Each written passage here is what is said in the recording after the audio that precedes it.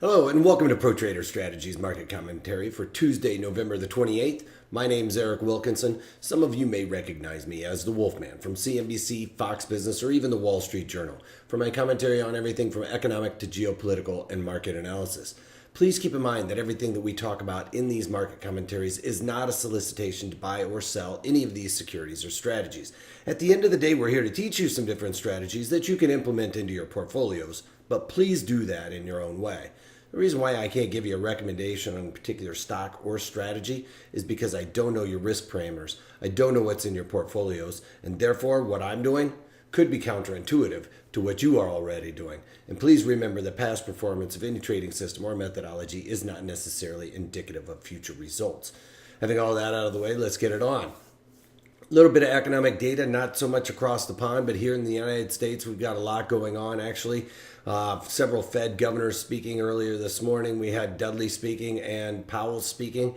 And then for economic data, we got preliminary wholesale inventories month over month, came in at negative 0.4%, expected to be positive 0.5%. So wholesale inventories drawing down means that these manufacturers and things of that nature are actually moving product out. So that is probably a good thing. I'm leaning towards that. Now, wholesale inventories is a little bit tough nut to crack because they might just be pulling back on production, and that's why inventories are drawing down. But I'm believing since we're heading into a holiday season that they're actually starting to move some products. So to me, that is a good sign.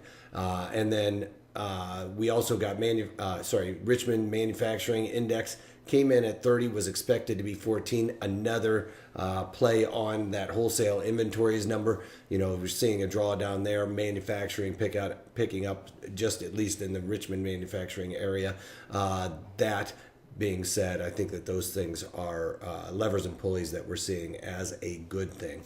And then we got the CB, which is the Conference Board Consumer Confidence, came in at 129.5, expected to be 123.9. This is a survey of like 5,000 households on their how they feel about the overall economy. So that being higher is a good thing as well. And then later on today, actually right about now, we have Harker speaking, who is also an FOMC member. So probably talking a little bit about the economic data and stuff like that.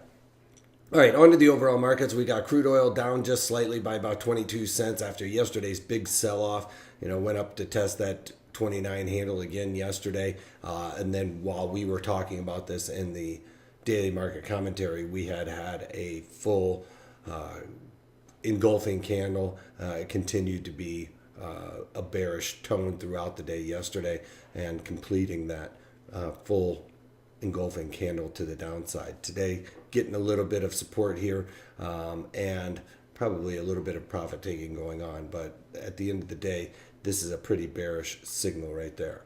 All right, then on to gold futures, down slightly on the day as well as the overall equities. We're starting to see historical highs across the board there. That's going to take money away from some of the safe haven type instruments like gold and bonds. So gold acting appropriately, being down on the day with broader markets being up.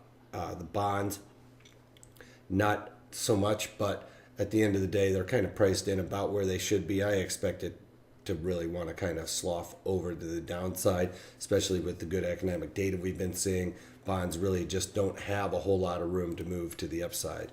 VIX back down into the single digits, although they are slightly up on the day, which is a little bit bizarre for the markets overall moving higher and creating new all-time highs, but VIX slightly in positive territory on the day as we speak. Then onto the Dow Jones Industrial Average up 87, almost 88 points, and again creating a new all-time historical high. This is intraday because it is the Dow Jones Composite. The way I have it set up here, that only shows the day trade. Then with the NASDAQ, we've got them up also almost 4 points on the day and making a new all-time historical high. This is basically being created a few minutes ago.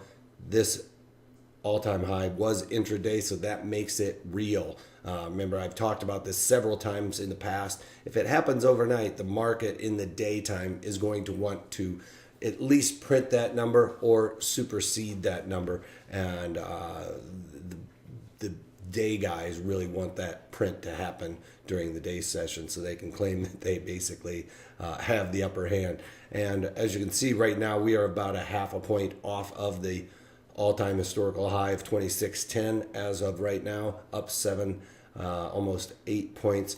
And then we can look at this on the breakdown of the E-mini S&Ps 30-minute bars here, or candles, if you will. And as you can see in this time bracket, we are printing that all-time high and about a quarter point away from that right now.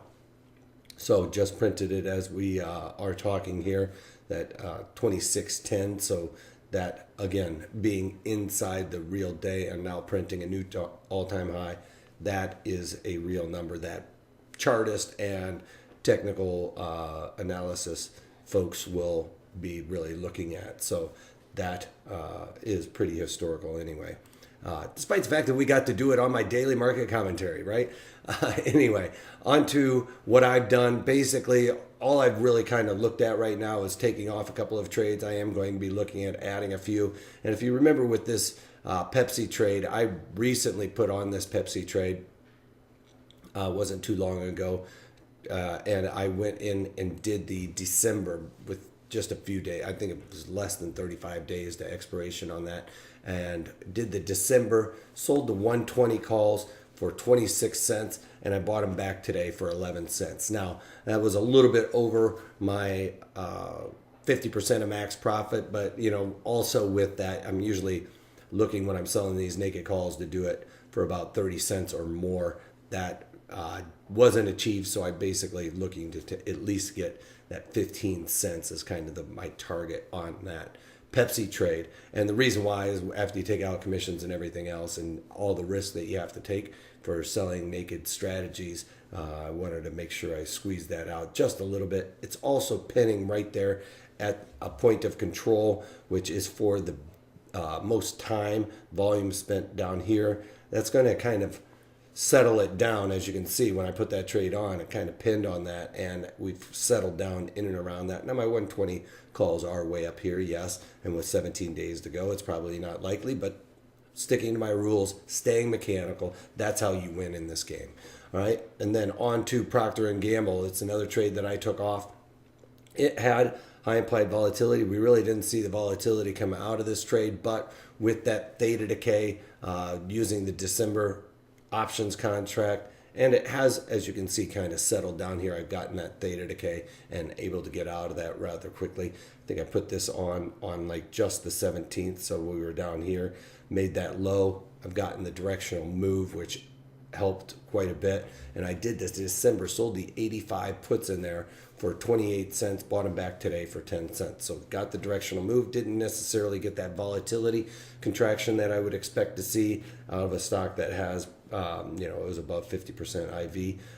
That being said, it also indicated with this here, so it was still, when I did the math, above 50% when I did it. So in line with my rules, got the directionality right with Procter & Gamble, and that nice theta decay that we're starting to see ramp up right now in the December contracts. So right now I'm in between on these contracts because with the near expiration, we have only about, 18 or so days, for 16 days for the December contract, and then to jump out a bit further to January, that's 51 days. So it's kind of like right in the middle of where I like to start selling strategies and buying strategies. So it's just not a great time to implement those unless I can find something really good for that December contract and just have on for a couple of days. Haven't really found anything with the high implied volatility. I was looking at a couple of different stocks to trade that in and around. One of them was Cisco, I think I was looking at. It's just slightly below my rules of 50 IV% above 50, and I was also looking at Merck, but there's not a whole lot in there right now. So that's about it. Everything else that has high implied volatility, I already have in my portfolio, at least in my margin account, and haven't added anything to my IRA anytime recently. So I need to get some money to work in that IRA now that we're past earnings season. I was saving that margin up for the earnings, and now I need to start finding something to put to work in there too. So I'm going to be pretty busy today, but that's about it so far. Go to protraderstrategies.com, sign up for the long call webinar. Even if you've been trading for quite some time, I'm sure you will be able to take something away from this. And I know you can go online and figure out how to do a long call spread, but you can't figure out how to do a long call spread according to my rules, and I show you how to stay mechanical with that to increase your probabilities of success. All right, so I have certain rules how I set that strategy up. It's just not going out there and blindly buying a call spread. I have certain rules that you need to follow to implement that strategy. So find those out. I'm going to be doing that webinar on Friday. All right, so if you can't take that, take it easy.